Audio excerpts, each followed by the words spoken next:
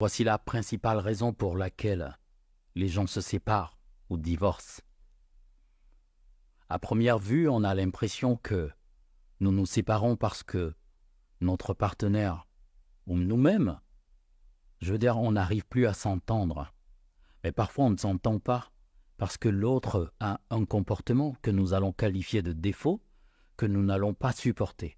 Et peut-être que nous avons été cléments ou clémentes pendant des années, pendant des mois, ça dépend de la période et des couples, et notre partenaire replonge, dans les mêmes erreurs. Et on a l'impression que c'est à cause de ce défaut que nous nous sommes séparés. Mais quand on regarde de plus près, les gens ne se séparent pas parce qu'ils ont un ou plusieurs défauts, parce qu'ils n'arrivent pas à s'entendre. Non. Nous nous séparons parce que nous arrêtons de faire ce qui nous unit. Nous arrêtons de faire toutes ces choses qui nous apportaient de la joie dans le foyer, dans le couple, dans la relation. Voilà la principale raison pour laquelle nous nous séparons. Je dis principale parce qu'il y en a certainement d'autres que je ne vois pas. Regardez bien les choses. Quand vous passez un bon moment avec votre partenaire, à aucun moment cela n'efface tous les défauts de cette personne.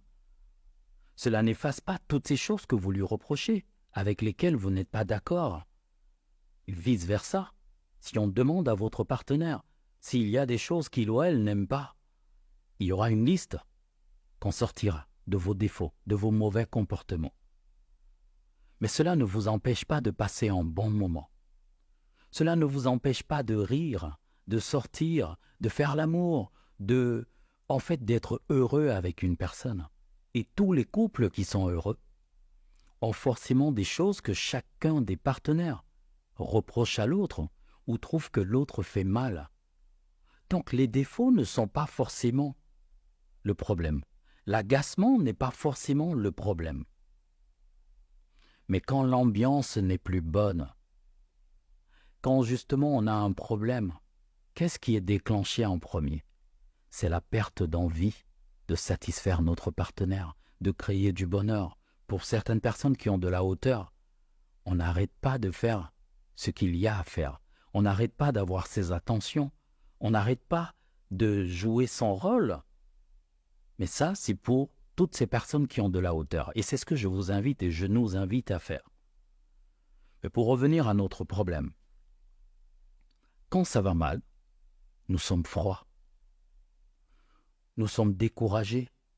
Nous disons que nous avons été refroidis par notre partenaire. Et qu'est-ce que nous faisons? C'est souvent là la grosse erreur. Nous arrêtons de faire toutes ces choses qui nous lient. Nous arrêtons de faire notre part parce que nous sommes fâchés. Oui, nous avons raison d'être fâchés. Oui, c'est normal d'être fâchés. Mais nous ne sommes pas en train de faire ce qui est utile pour notre couple. Nous oublions toutes ces choses qui, justement, nous lient. Et qu'est-ce qui nous lie? Ce sont tous ces souvenirs heureux que nous avons. C'est toute cette valeur que l'autre a apportée dans notre vie ou continue d'apporter. Tout ce respect, toutes ces attentions, toutes ces choses que nous aimons justement chez notre partenaire. Mais si tout cela est arrêté, le froid devient plus important, la distance devient plus importante. C'est pour cela que chaque fois que nous avons un problème auquel nous avons donné une plus grande valeur, nous allons être beaucoup plus distants. Peu importe notre raison, nous allons être distants, parce que nous n'avons pas également fixé des lignes rouges.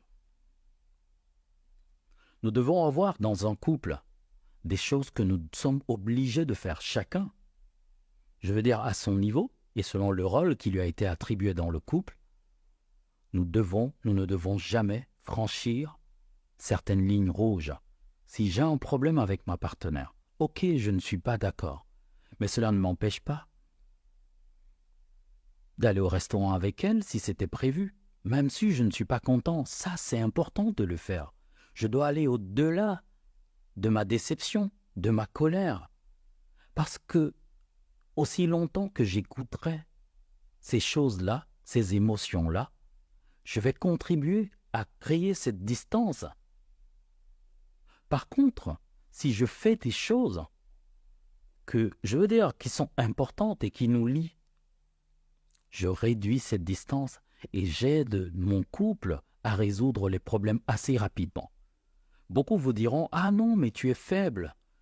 Si on t'énerve et tu souris 2 minutes après, certainement tu es faible. Mais non, vous n'êtes pas faible. Vous reconnaissez d'un côté que vous n'êtes pas parfait ou parfaite, que votre couple a besoin que la chaleur revienne assez rapidement et que peu importe le temps que vous allez prendre à créer cette distance, il va bien falloir vous réconcilier un jour. Et ça, c'est important de le garder à l'esprit. Pourquoi rester fâché des jours, des semaines, des mois, alors que vous pouvez régler le problème rapidement et vous réconcilier, profiter de la vie? Une dame me disait, ça fait 35 jours que je suis en froid avec mon homme. Mais 35 jours, vous êtes en train de prendre la porte en fait, d'emprunter le chemin du divorce, de la séparation. Vous ne pouvez pas être dans la même maison et vous faites 35 jours sans vous adresser la parole. Surtout si vous n'avez pas en projet de vous séparer. Surtout si vous avez en projet justement d'être ensemble. Mais pourquoi gâcher 35 jours de votre vie parce que vous n'êtes pas content ou contente? Vous avez raison, mais vous ne vous faites pas du bien. Vous ne faites pas du bien à votre couple parce que c'est un problème que vous pouvez résoudre en quelques minutes, quelques heures. La preuve, c'est que le jour où vous décidez enfin d'arranger les choses, généralement, ça ne vous prend pas une journée. Parfois, ça vous prend quelques minutes. Juste un désolé, allez, recommençons, et on a fini. D'autres problèmes ont besoin d'un peu plus. Ce que j'essaye de vous donner comme conseil ici, c'est valable également pour moi. Essayons, dans nos relations, de ne jamais oublier que nous ne nous séparons pas. Parce que nous avons un différend, nous nous séparons parce que nous arrêtons de faire toutes ces choses qui nous lient. N'arrêtez pas de faire toutes ces choses qui vous apportent de la valeur. N'arrêtez pas de continuer à créer des souvenirs positifs. Ne laissez pas la déception du moment devenir la cause de votre séparation. Ne la laissez pas prendre une ampleur. Laissez qu'elle prenne une ampleur si vous avez un projet de partir. Servez-vous de cela pour trouver toute la force nécessaire. Partir.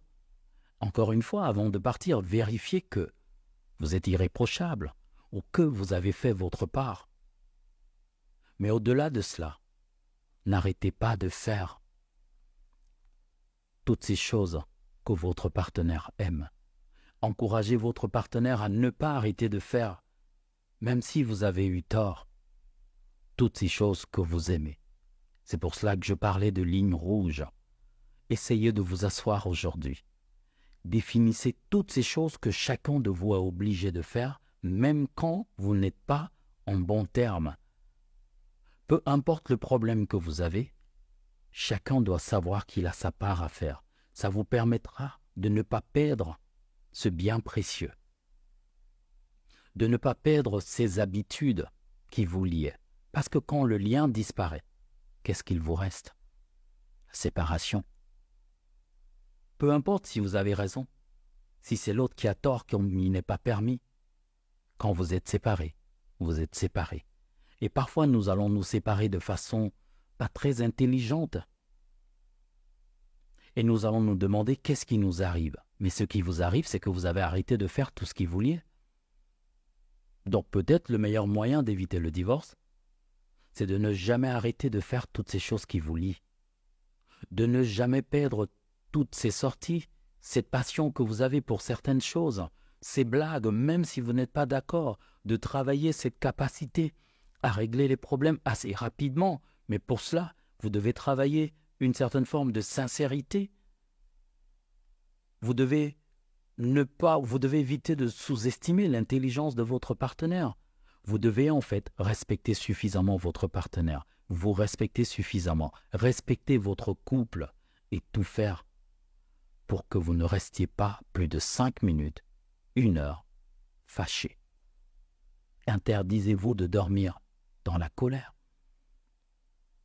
Réglez les problèmes et si ce n'est pas totalement réglé, vous le ferez une autre fois. Et ne vous empêchez pas de sourire. Peu importe si les gens à l'extérieur ou votre partenaire pense que vous n'avez pas toute votre tête ou se dit savoir comment vous manipuler. Tant que vous êtes toujours heureux ou heureuse dans votre relation, c'est déjà important. J'espère que vous avez compris l'essentiel. Bye bye.